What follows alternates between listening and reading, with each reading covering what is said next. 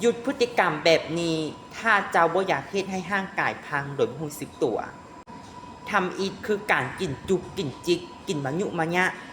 ถ้าผู้ใดเฮ็ดแบบนี้จะเสี่ยงเป็นเบาหวาน2คือการกินเค็มเกินไปหรือเครื่องปรุงหลายเกินไปจะเฮ็ดให้เจ้าเป็นความดันได้3พฤติกรรมบ่มักออกกำลังกายของหลายคนเลยจะเสี่ยงต่อโรคหัวใจกินบ่ไปตามเวลาหรือกินข้ามมื้อเสี่ยงต่อไขมันฟอกตับ5บ่มักถึกแดดอยู่แต่บอนร่มเสี่ยงต่อกระดูกพรุน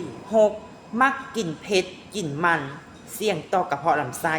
7นอนทันทีหลังกินข้าวอิ่มเสี่ยงต่อเป็นกรดไหลย้อน8ดื่มกาแฟพร้อมอาหารเสี่ยงต่อการเป็นโรคดื่มน้ำน้อย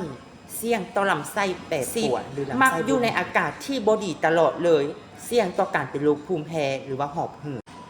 11ผู้ใดที่มักดื่มแอลกอฮอล์ดูบ่ว่าจะประเภทใดก็ตามเสี่ยงต่อการเป็นตับพัง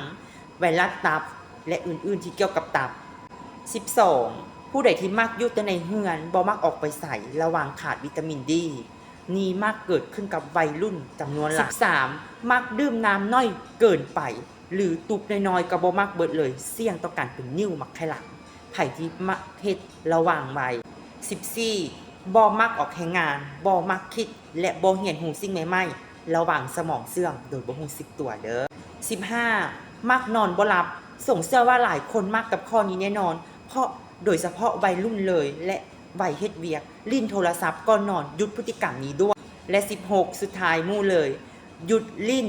โลกออนไลน์หรือโซเชียลมีเดียของเฮาเกินขอบเขตเพราะจะให้เจ้าวิตกกังวลผู้ใดที่มักเฮ็ดแบบนี้ระวังไว้ถึกกับไผก็บ่ดี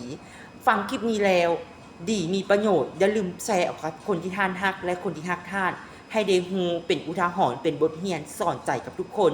ถ้าคิดว่าดีอย่าลืมกดไลค์กดแชร์และกดติดตามส่งเด้อขอบใจ